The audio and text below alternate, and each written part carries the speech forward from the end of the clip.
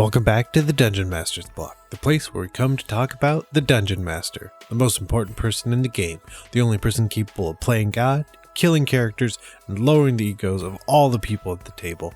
I'm one of your hosts, DM Neal, aka Joke Maniac, and today we have another special Christmas episode, a very DMB Christmas, and this is our 5th time having a Christmas episode, and per tradition, we tackle the 12 questions of Christmas. And this time around, DM Celeste is with us. So rather than take any more of your time, let's jump straight in to those 12 questions. And let's head to the meat. Today we're making USDA prime dry aged rib roast, the king of all roasts. The marbling is very important. This makes it tender as butter. So today on the meat, as you already know, we are going to tackle the 12 questions of Christmas, as we have done for how many years now? Ooh, good question. Three? 4? Four? Yeah. Something like definitely 4. Yeah. Celeste has got at least more than 5 two under her belt. Yes. I was always there in spirit. The Christmas ghost. Christmas spirit, yes. Yes, perfect. So we're just going to jump right into it. Question number 1. What was your favorite episode from the Dungeon Master's Block or DMnastics in 2018? Celeste. Okay. Oh, it's me starting off. Okay, so I have to say my favorite, I get the wonderful experience of being in all these DMnastics episodes, but my definite favorite was number 154, which was world building map changes over time with Devin Rue, who is a personal hero of mine. And so getting to hang out with her and talk and like riff with her about map changes was so cool. And then that's also just such an interesting topic that it's so specific, like taking the maps in your world and how important they are in the game, that getting to experience that was like hands down my favorite. That whole experience was the classic kind of like she knows so much that she feels like she doesn't know like how to be helpful, and it was literally just like blowing my mind like how people view maps, what you should do with maps, and it was just like just do this. I don't know, just keep doing what you're doing because you're amazing. Like she was dropping things about like soil erosion and like changing maps, and I'm like, what? This is amazing.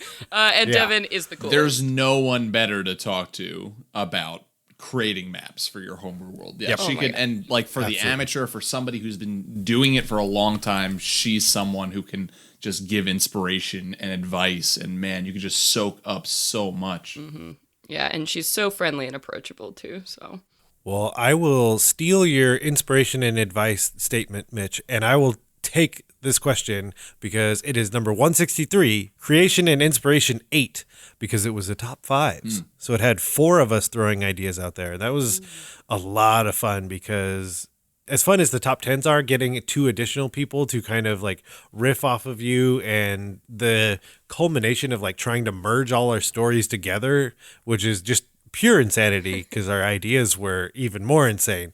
But that was my personal favorite with the people from Detentions and Dragons. That was a fantastic one. They had some great ideas and some hilarious ones, which some of the hilarious ones are always the best out of all of them. But Mitch, it leaves it to you. What is your favorite episode? Man, we had so many good ones this year, but if I had to pick one, it was between 2, but I saved one of them for the next question because the next question it really ties into. So the one that I chose was 153, Raw Real Monsters, Homunculus with Sydney Shields. That episode was so fun to research about Homunculus in D&D lore and real world lore and mythology, and it was also frightening in the disgusting weird lore that we had to like look up. But man, it was fun to talk about the homunculus and create like our own ideas of how to use them in campaigns. And still to this day, I am looking back at that episode going, I still want to make a campaign where all the players are homunculus and play in that because I feel like that would be one of the best times ever. Ooh, that'd be interesting. That's so good. Well, and I think with that one, like we had found such a kindred spirit. I think it was the Rick and Morty reference like another one within the first 2 minutes of talking to her. And it was just like, oh, this is good. We're good. This is going to be magical for each and every one of us. So Mitch, though, you said you had another episode that you saved. So question number 2 for you, what was your favorite off-air moment in 2018?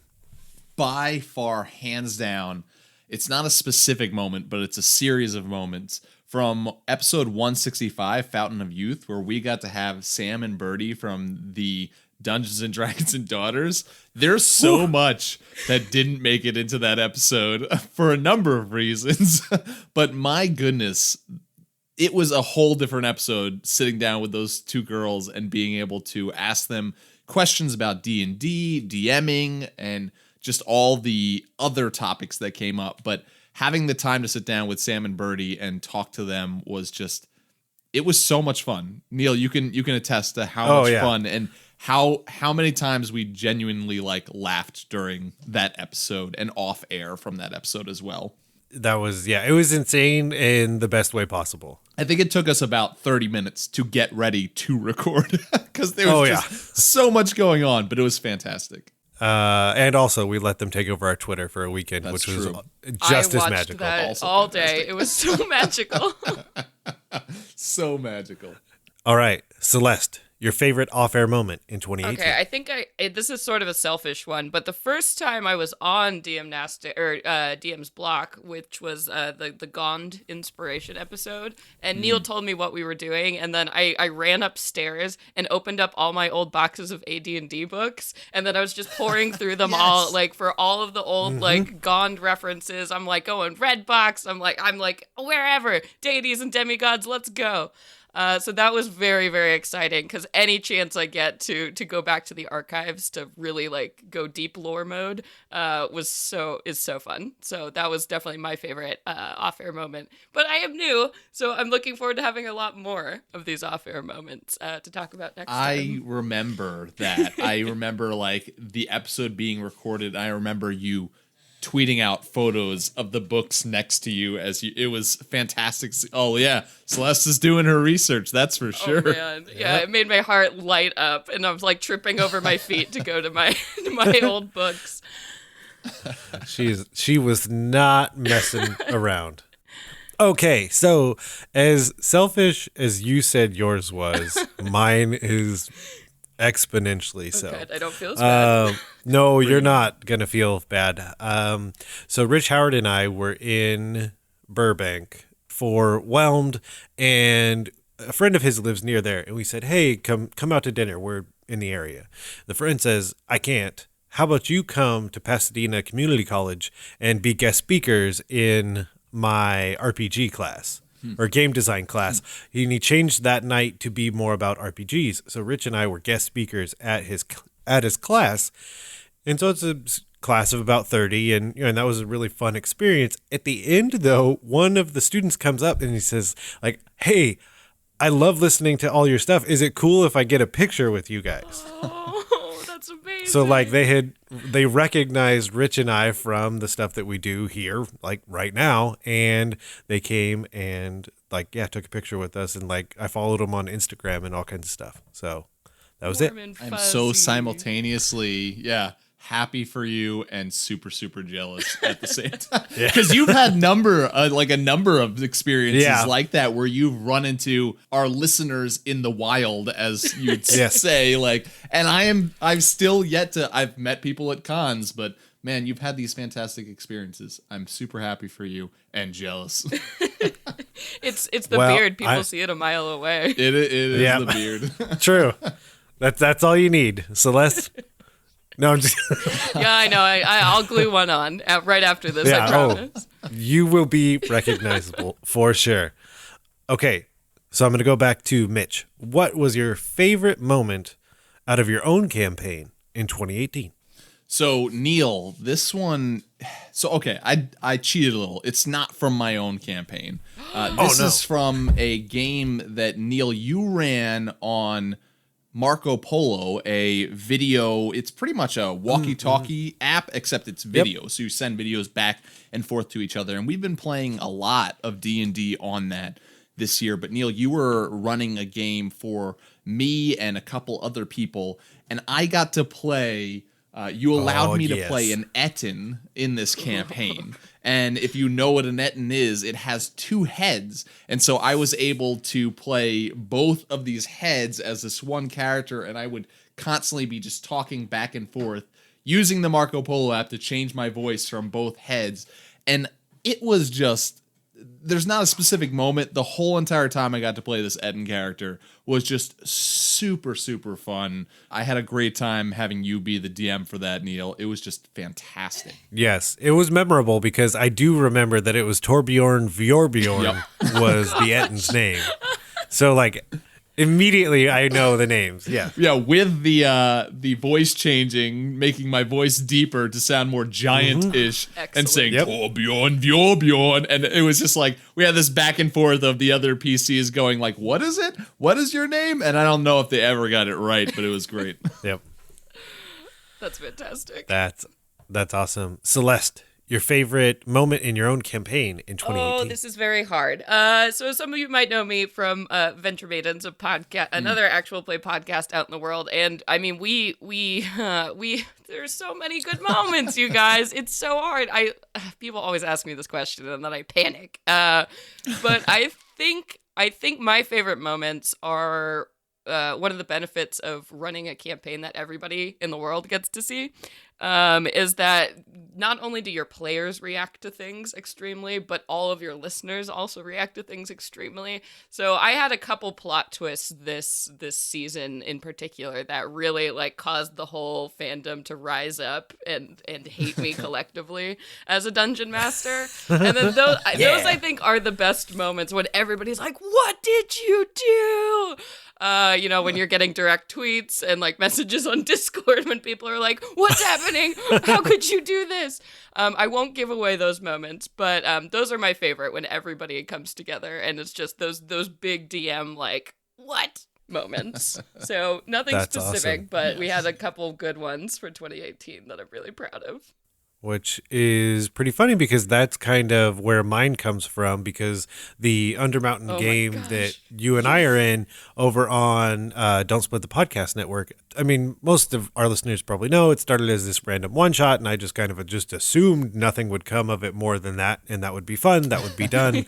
Buckle up. And yeah, because I definitely allowed maybe more than I would have had I known that it was going to go for much longer. But no. We love our high powers. Don't worry. Yeah. So then trying to figure out like what that looks like and creating an arc out of what was a one shot and taking an NPC that was pretty much a meaningless dead kobold and turning it into a true ancient dragon that had been pulling the strings the entire time and dropping that bomb. And then dropping the bomb that now the party is tasked with killing a god so that the dragon can take its powers. Yeah, that was the blind side of the century. That was amazing. I think I cried. Their reaction and the same as like the people in the chat was just like, "Yep, I did it. Okay, moving on." Oh, those are such those proud DM baby moments when you're like, "Yes, it's in the world now." Yes, it is a great feeling. Mm-hmm. So, Mitch, number 4, what was the coolest RPG item in or out of game you received during 2018? I'm gonna go out of game, like real item from the real world that I received for games, and I got a lot this year. I added to my collection quite a bit. If I had to choose one, is the Big Book of Battle Maps by Loke Battle Mats, and it is just phenomenal. They're dry erase. It's literally a book that you open up and you can put it down on the table, and it's wonderful for if you're DMing on the go. I DM'd a game for a couple of high schoolers that I know recently, and I went to their school and I just brought this thing of battle maps. Easy transportation, threw it down. Neal was there with me. It was fantastic. Yep. And it has 58 battle maps in this little book that you can open up. You've got lava scenes, you've got town scenes, you've got dungeon scenes, and it's an amazing tool for any dungeon master who's leaving the comfort of their own home. I would highly recommend it. Yeah, it's perfect, especially for con games, because I don't know. Yes, for it's con hard to games tell. it's great. Well, no, I was going to say like, oh, because you don't know what they're going to do, as if I know what my players are going to do at my Yeah, right. house. I don't. No one ever knows. But Yeah. once again, you've But got I- 58 maps to choose from. That's why you need them. Yeah. Yeah. That's awesome. The floor can be lava. It's okay. Yes. Yep. So I had two. I could not decide, so I will break the rules and go with two. Come on. Neal. I'm sorry. But I received the special edition of the Creature Codex from Kickstarter. And so it's got like this gold inlay skull on the front. And it's just, I mean, as much as I already used the Tome of Beasts, I assume that the Creature Codex will start, being as used. The other is that I did buy the holiday set of the special covers of the core rule books. So the Hydro 74 covers, because I already have all the other ones, which allowed me to gift my previous core set of books to one of my players because he didn't, him and his dad didn't have the 3 books. So I was like, here, these are yours. And so That's awesome. We're getting Oh, all with the Christmas feels. spirit. Yeah, all the feels in this Christmas episode. boom. Okay, well, I guess I'm gonna be the only one who talks about an item I got in game. Oh, there you go. Yeah, so I play over in a Rise of Tiamat game over on the Nerd Immersion channel every alternating Mondays, and I play a bard in that game. And this is really fun. This is the longest campaign I've ever played as a player character since I'm always DMing consistently. So my DM went ahead and built me a custom bardic instrument. Basically, my character's father came back, and they've been estranged for a really long time, and he handed this lute over, and my DM really knows, Ted, thank you, my music inclination, so it was called James's Lute, and then all of the spells and everything on there were Metallica references, so you have, like, Fade to Black to cast Darkness, and, like, Battery to cast Haste on everybody, and so, like, yeah, nothing else matters, he can destroy, so I was like, oh my gosh, the fact that, like, the amount of care and detail he put into changing all these things on D&D Beyond for me, and how custom it was to my character and me as a person, that just, like, blew my mind, so stellar item there. I definitely cried that time. And you're so coming from the good. player side, but that's an amazing like thing for us with the Dungeon Masters block to go, look, your DM like showed how much he appreciated your character and you as a player in doing that, and the payoff for you was just it was amazing. Yeah, so that was a stellar DM moment, so I wanted to, shout that out. That was the best in-game gift I got, definitely this year. Oh, it's so good, especially with, 30 plus years of albums that are out now? I mean, Yeah. That's so good. Okay. Yes. I don't know how I think we should just cut it there. I don't think we can follow that. Nope, I'm kidding. Question number 5. What 2018 movie was the most inspirational for your D&D campaign? And I'll go ahead and go first with Sherlock Gnomes. I'm lying. That was actually me looking up the list of movies that came out and saying that's the funniest one, but I will actually go with Black Panther because it was a really interesting way to see tech integrated into a world in that, in the same way that you would look at, and then you look back to Thor, technology and magic. The only difference is your interpretation, basically. So this world that could be a D&D world, but then this technology that acts as magic and really cool ways to integrate things into your game. So, Celeste, which movie was the most Okay. inspirational for you? I'm going to throw you a curveball and not do a movie, but I'm going to do a show. So much rule Yep, breaking in this rules. episode. Yeah. Breaking the rules. So I'm gonna go with the revamp of She-Ra that just came out recently. So I watched it because I watched the original She-Ra and He-Man, loved them absolutely. And then I was tuning into this and I'm like, this is just such a great example of not only pacing but also working with a bunch of different personalities and these short kind of bite-sized, really digestible episodes that do have the messages, everything brought in there. But it's just a really good example of like pacing and interesting things to bring to the game. So that's really kind of spiced up, not so much for Venture Maidens, but for a lot of my other campaigns about structure and just really admiring how that is all put together. So I'm going to go with She-Ra. So check it out. Netflix original, Yep. I think. So get over there. Get in on that action. This Nice. episode is sponsored by Netflix. Oh man, that's okay. I mean, we'll take it Yep. if you want it, Netflix. Netflix, if you're listening, we'll take it. Yep. Mitch. I was split between two. So really quickly, the more obvious answer is one of my favorite movies from the year, Annihilation. I think that whole entire movie it's phenomenal, and it's just got a lot of inspiration. You can base a whole campaign off of it, and specifically, there's a creature in it that I even based a monster off of in my D&D world. But I'm gonna go with the less obvious one, and I'm gonna say Christopher Robin. So, in the Christopher Robin movie, we know Christopher Robin is an adult, and all his childhood friends, Pooh, Piglet, they all come and they help him through these adult problems that he has. That just sounds weird. They help him as an adult kind of get his life back on my taxes. get his life back on track. But I thought that would be amazing to play in a campaign where maybe you have one PC, one player who is some sort of person in a Dungeons and Dragons world, but the rest of the PCs are stuffed animals or imaginary friends from his childhood that come to help them with whatever quest that they are going on. I thought that would be super fun to one role play an adventure where you are a teddy bear or you're with a teddy bear or an imaginary friend or something. That would be just a phenomenal adventure in my mind. There's your homunculus campaign. Ooh, there you go. Yep. Homunculus teddy aren't bear. as cute, but No, they're your not. teddy bear made of snot. No, it's not bear. My best Ugh. friend. Oh. Well, okay, with that, question number 6. What was the greatest lesson from RPGs that you learned over the past year?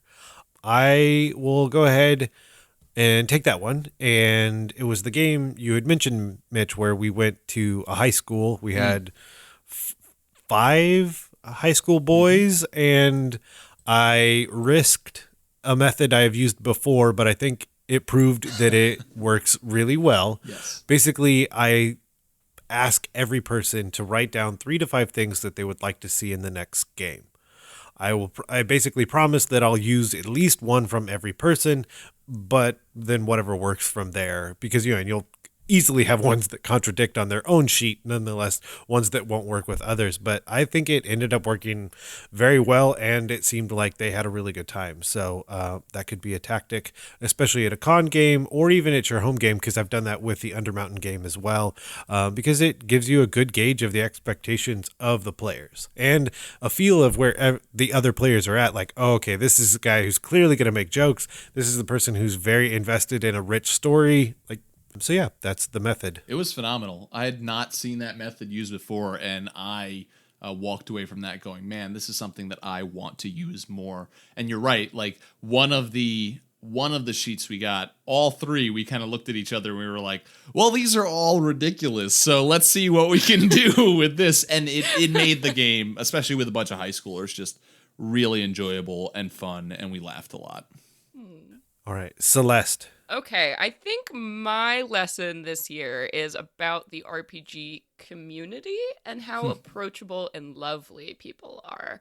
I think since starting a show and getting into the world of podcasting, I think, we all come from that sort of shy book background, so it's really hard sometimes to reach out to other people, or we measure ourselves by other people, but I just have gotten invited to play in so many games and run games for other people. And it's always like, at the end of the day, if you all sit around the table and you want to play a great game, most of the time you're going to, everybody just plugs right into that world of playing with each other. And the role-playing community is so strong and cool.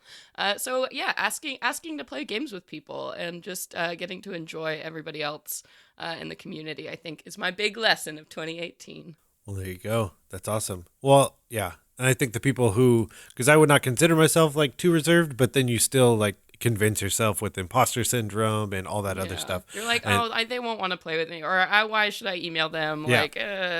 They're too cool. They're too cool. Most of the time, they think the exact same thing. So it's. Well, I think that was out. the Tomb of Annihilation, and it was Matt Mercer, who, I mean, as one person who is at the pinnacle of being a Yes. dungeon master, Yes. basically said about it afterwards, he's like, "This is the largest gathering of imposter syndrome I have ever seen." Because everyone basically has that same feeling, and like Crit Role has billboards in LA, and 100,000 people tuned in to the start of the second season, and they have their own studio now, but he still feels that way. So.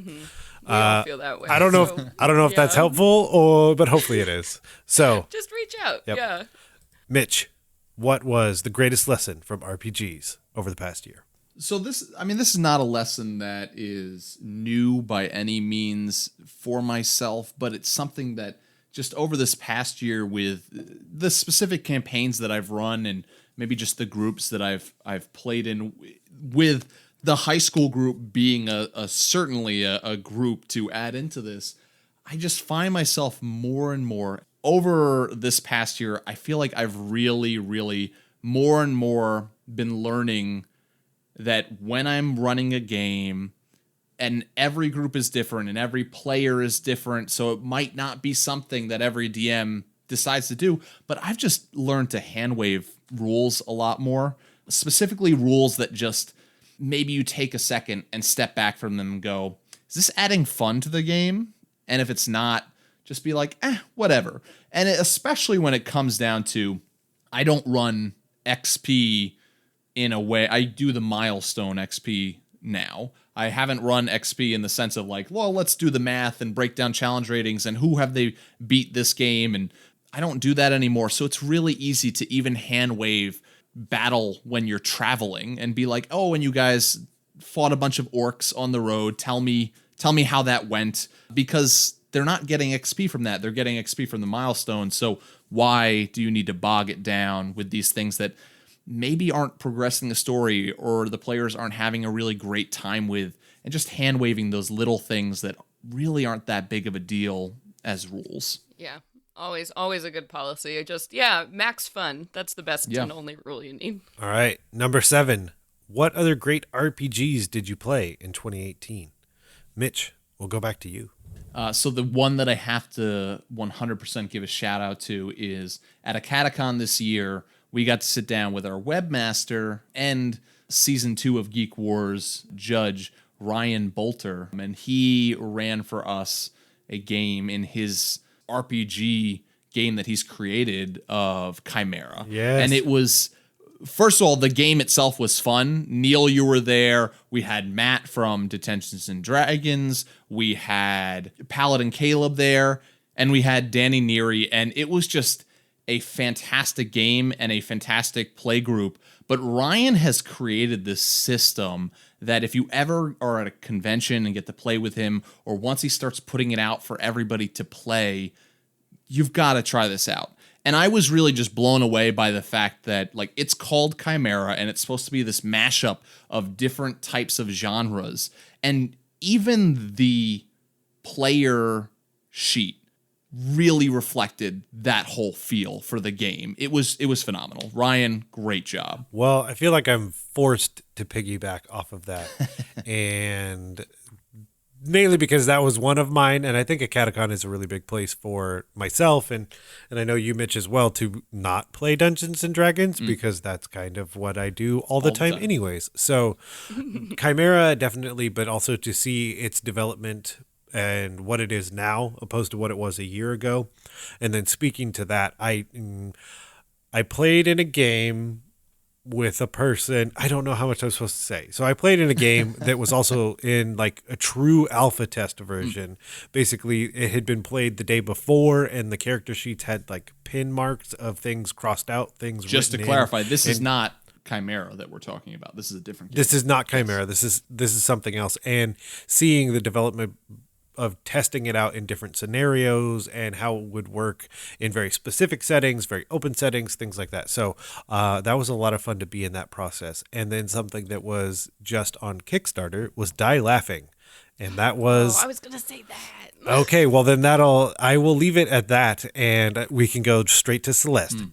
Okay. Well, sorry to Take it beat away. on that, but yeah, I definitely wanted to shout out, over at Nerdburger Games, my friend Craig Campbell, he has been killing it with all these games he's been making this year. So Die Laughing is his newest one that just came out, and the basic premise of the game is you sit around. It doesn't have a GM or anything. You sit down with your friends and you create a really bad B horror movie. And the point is that everybody dies by the end of the game, except maybe one person. But it's all about making your death as hilarious and cheesy as possible. So that game was so fun. We got to play with Craig over on Don't Split the Podcast Network, and it was a blast. Yeah. And on top of that, another great game that he made is Capers, which is set in the 1920s, 1930s, except very gangster heavy, but you all have superpowers.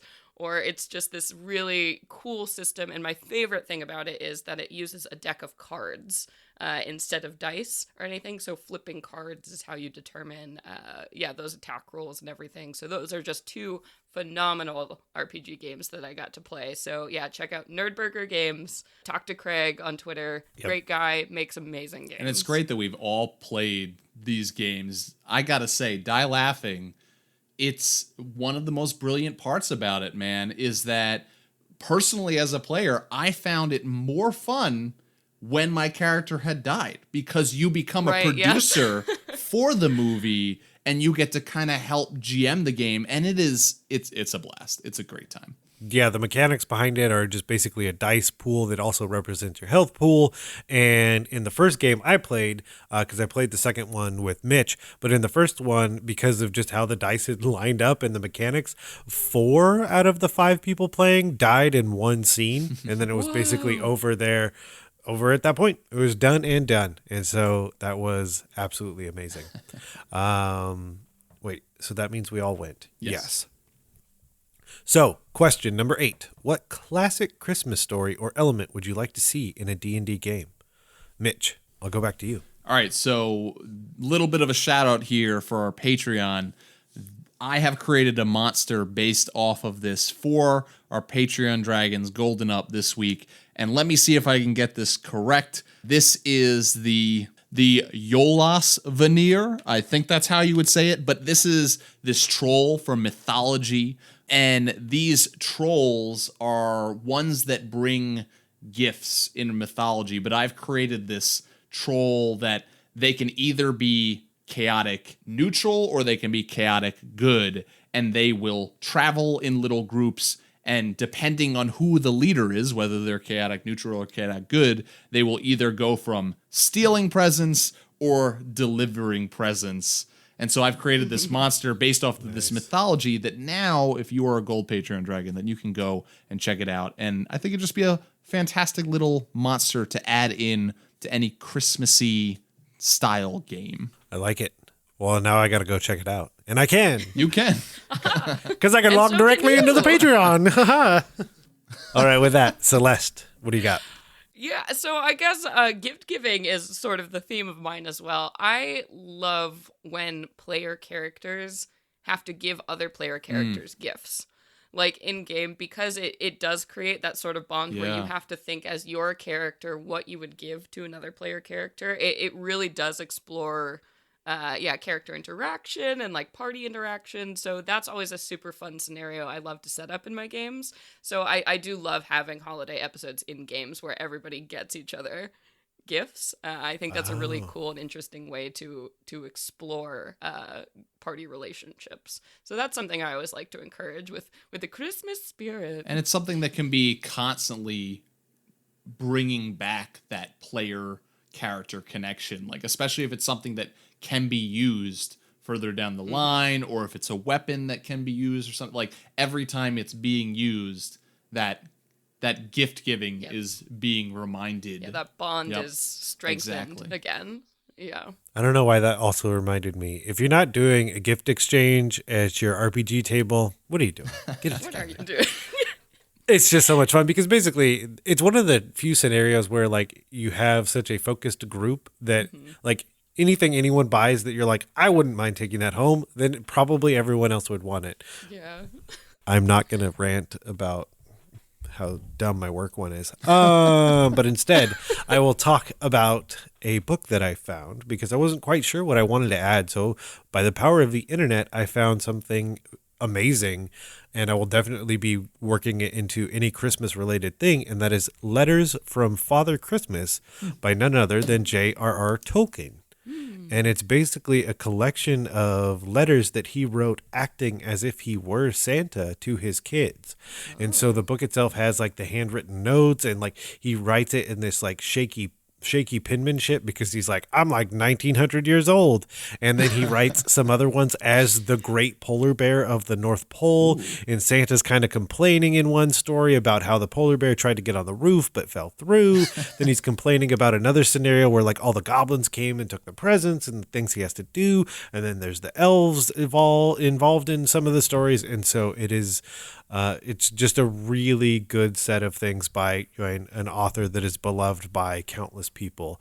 So yeah, definitely check out Letters from Father Christmas. And it was the right nice price of $4 when I bought it on Kindle. So yeah, can we just all, for some Christmas magic, imagine what having Tolkien as your dad would have been like? Yeah, magic.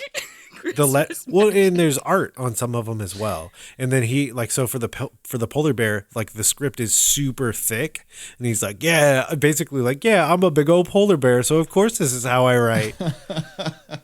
And just like that, like you said, like just that rich tapestry that of course he would weave into anything he ever does. Okay, so question number 9. What was your favorite monster that you got to run in 2018? Celeste. Okay, so my favorite monster I got to ran this year was actually it was the Doulahan from Cobalt Press's Tome of Beasts. And it's this really creepy, like headless horseman inspired Fey monstrosity. It's got all these horrible powers, like it can call the doom and reduce a PC to like 0 hit points, all this stuff. But my favorite thing about it was that I was talking to Dan Dillon, who actually wrote the monster in the book, and I was like, oh, I need a big bad monster for this fight. And Venture Maiden's like, do you have any ideas what? He's like, oh yeah, and he sends me all these list of things he wrote, and he was so excited about and asking questions and trying to tailor a monster to the scenario. So that's how I found the Doulahan, that he was just so excited and wanted to like make this really hard fight for the Venture Maiden. So that was my favorite because of the friendship, and it's also a terrifying monster. Highly recommend any of the Fae from Tome of Beasts. Dan had a hand in making, and they're all awful and wonderful to put in your games. They are that, and I feel compelled. Then I had no idea that story even existed, which makes it even funnier when I talk about using the Fey Lords from the Tome of Beasts that Dan Dillon wrote, because I didn't know that Dan Dillon wrote them, and I was using them against Dan Dillon. Yes. And so he was so excited and terrified to have these monsters used against him that he had wrought by his own hand, if you will. Yes. Yeah, you just saw his face drop, and he goes, "Oh no, yeah. Oh no, yeah." What have I done? Sudden realization. Yep. And so that was a wonderful experience because Dan is an absolutely amazing designer, but to get to use him against him was really good. And I'm not gonna lie, I did a way more research the second time I used one because the first time I did not do as much. There's just so many complexities, and you're like, wow, this could have gone even worse. Yep. Those Tome of Beasts and Creature Codex, man, Cobalt Press has done a phenomenal job. If you just on your shelf have the D&D Monster Manual and Vola's Guide, like you're missing 2 great, huge collections of monsters in your collection. Definitely. So, Mitch, what was your favorite monster to run? My favorite monster that I got to run. So, a little bit of backstory for these next 2 questions. The current campaign that I'm doing is, I've entitled it Tiny Heroes Grand Adventures. And so all the players, we have a player who's a pixie, a sprite, a little mouseling, and a squirrel folk. So they are all like these tiny little creatures, and we're role-playing this adventure in this big forest where every turn can be this bigger monster. And by monster, I mean a fox or a possum or something along those lines that is just so dangerous and so terrifying to these little PCs. And so we went through this one adventure where they found a hag's cave, and a hag to them is like Godzilla. So to fight a hag, they're only like level 2. They're not fighting a hag and surviving. So the hag fell asleep, but the hag had captured one of their friends, and this hag had like this defense alarm that would like any intruders would have to be attacked by these creatures. And these creatures were little, if you've seen straw dolls, like dolls completely made out of straw.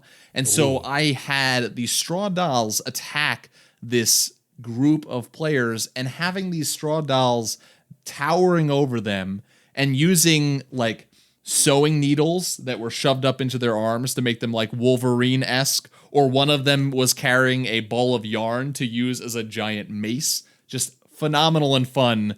It's been a great campaign to take little things that you would never think is scary in a D&D campaign, but for these creatures who are way smaller than everything else, taking these straw dolls and making them into golem-esque creatures was super fun. That is amazing. Also, if you haven't, and if anyone hasn't, you should check out Scurry, which is a webcomic that's done really well, kind of about mice, and then I think you could get a lot for your campaign. Players, don't listen to this. And Mouse Guard as Mitch. well. Can't go wrong with Mouse Guard, which we've totally talked about on episodes before. Okay. Number 10. So what was your favorite NPC that you got to run in 2018? And we'll stick with you. Mitch, what do you got? One of the main adversaries of the players that are in my campaign are Weaselkin. They are ogre-like in size if we're comparing it to a regular game of D&D, and they are just evil creatures. So there's this one Weaselkin general that I got to roleplay as, and he had captured one of the PCs because they were sent to spy on their base and crit one on a stealth check, got captured, didn't get to run away in time. And so the other PCs had to plan a rescue mission to free this one of these PCs. And when they got there, the general, this NPC Weaselkin, had this weird armor on that was actually, he strapped the PC that had been captured onto his chest. So it was a squirrel folk strapped onto the chest of this Weaselkin general that they now had to fight. And it was just super fun to have this scene where the squirrel folk is in a cage and sees this weird apparatus on this NPC coming towards him. And then all of a sudden he's on the chest going into battle. And it was just a super fun time. Once again, went to a crazy battle, but they definitely walked away with a new appreciation of how the Weaselkin are going to treat them. That's terrifying. We're playing this tiny campaign with super cute creatures, but there have been some terrifying moments in it, that's for sure. Oh, man, yeah. How can I take a baby Bjorn and make it scary? Ugh. Ugh. All right, Celeste, your favorite NPC of 2018. These are always tricky because there are so many NPCs that come up over a good story, but I think just my general favorite NPCs to run are like ornery, bureaucratic NPCs, because there's just nothing funnier when you're like this epic adventuring party, right? And you're saving the world and you're fighting dragons, and then you get to a situation where you run into a secretary who just won't let you go see the noble because they're just having a bad day or their lunch is wrong or whatever. So my recall in our origin story they were basically, the Venture Maidens were trying to enter into this tournament, and there was just this real sarcastic like gnome cleric who just wanted to give them what's what, and they were just shocked by like how rude and how much this secretary just didn't want to help them, and they still talk about that as like the secret villain of the campaign. This guy who's squeezing his little stress ball and talking to them. Never even got a name, but that's a standout in my mind. That's fantastic. This year. That's awesome. So for me, I going back and forth, but the one that I'll say is that I kind of there was like a lawful evil group of knights in the town that's kind of the base of operations for my home game. It kind of just set up a way over time that there was like a resistance movement, and the players kind of wanted to push behind that, and this, that, and the other, and that opportunity had presented itself. And so I was kind of playing up this Hell Knight, and and as this very evil person, just really calling him out and like all these big things. And they murdered that poor soul in one round. Intentionally, like they had, I mean, credit where credit is due. They had set things up very intentionally of how they would kind of ambush them and just kind of, we have a Minotaur in the group, and basically I think 3 people had cast like some of their bigger spells. So it was some awful thing of like their plus for attack, their plus for damage was over like 20 at that point because they had enlarged them and all these things. And yeah, about 1 round later, the Hell Knight just crumpled. It's like, well, okay. It was just fun to have this NPC just like all this bluster and nothing behind it when it came to it. So yeah, that was my favorite. The second favorite is also turning Tic Tac, the kobold, into Risei, the true shadow dragon, and that dark, dark turn of now you're going to kill a god and I'm going to take its powers. That was also a magical moment. Okay. Yep. So that takes us to number 11. What was your favorite dungeon experience of 2018? Celeste. Okay, so I'll start off. This was actually my favorite this year. It was one of those stream nights where, where schedules just didn't work out, so we couldn't do a normal episode. So I decided, and Mad Mage had just come out from Wizards of the Coast, Dungeons of the Mad Mage. And I'm just flipping through this book and, like, looking at all these cool, like, random levels. So I'm like, all right, we'll just pull out one of these, and we'll do it for a one shot. Got some, people on the stream. Cool. And it just was so much fun. It was such a classic. We ran the Willowwood level, and it was such a classic dungeon. Like, we fought a dragon, unicorn showed up. Like, it was just so much like just classic fun that was so unexpected. So running that dungeon was an absolute just delight, and the players from that game still are like, that was one of the best one shots we've ever done. Like, oh, it's so good. Yeah, so that's such a good feeling. So I highly recommend, taking a look at the new Mad Mage book if you haven't, from Wizards of the Coast. There's some really fun, just classic adventures in there. Mitch, what do you got? So I took my players through a dungeon crawl through a dwarven mine that had been abandoned for hundreds of years. What they didn't know in going into this dwarven mine is that it had been re-inhabited by a bunch of goblins that had kind of joined this Yeti group. And so they were goblins with Yeti brutes along with them. And so there's this one scene where they had gotten onto this trolley that was basically taking them through this underground, under the mountain system from mountain to mountain. And they reached the end of the trolley line. And as soon as they rolled up to the station, goblins and Yetis were there waiting. And so immediately they were like, go back, turn the lever, back.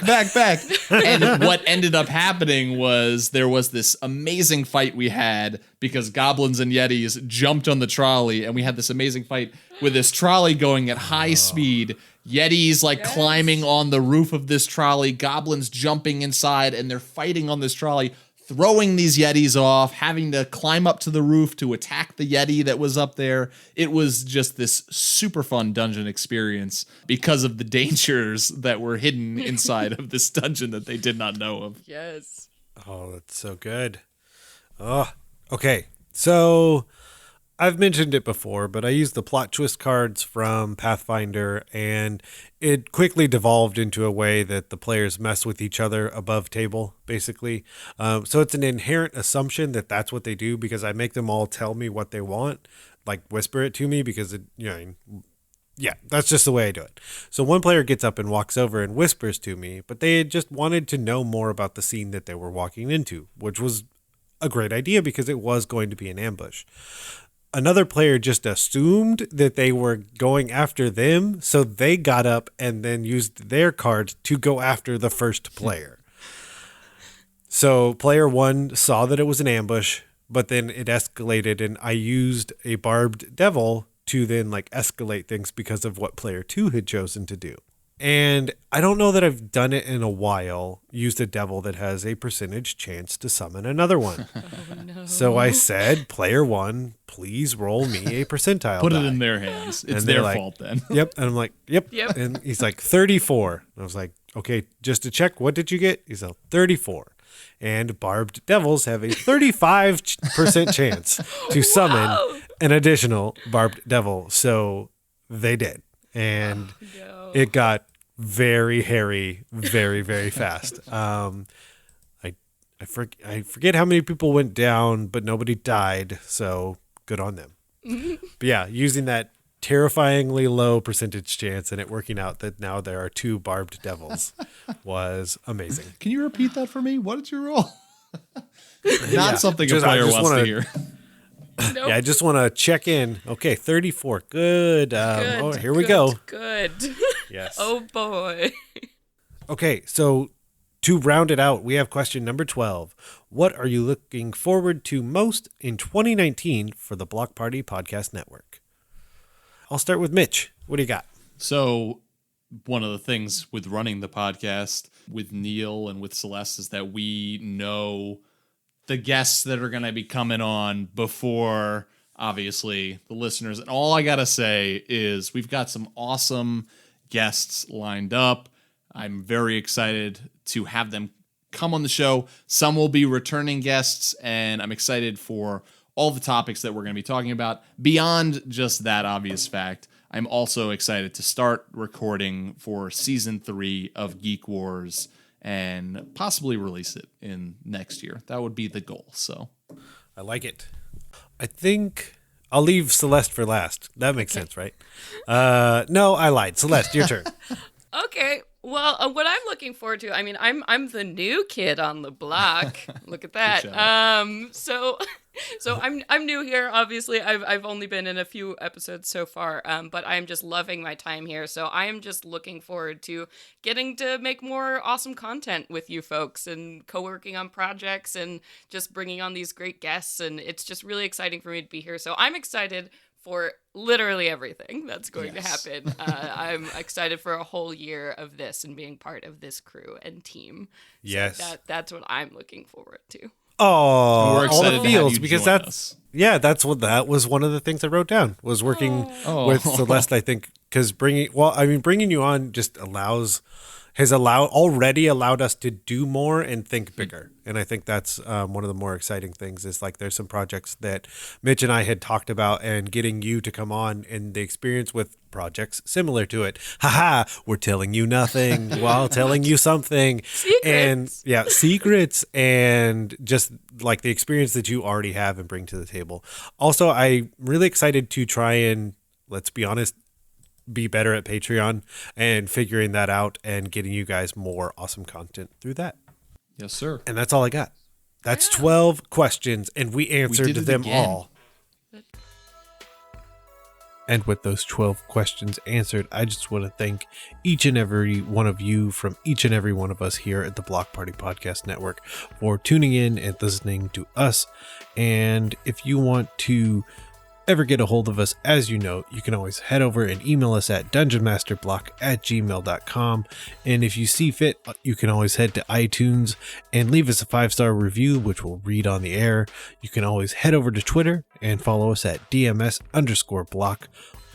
Or you can follow us on Facebook where you can watch all the other stuff that we post. And as always, the Dungeon Masters Block is a proud member of the Block Party Podcast Network, where you can check out other shows like Geek Wars, Detentions and Dragons, and Dungeons and Dragons and Daughters, and more.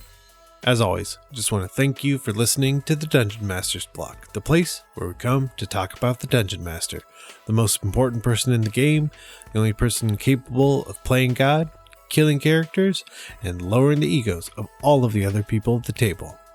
I'm DM Neal. Good night, good luck, and keep on dungeon mastering.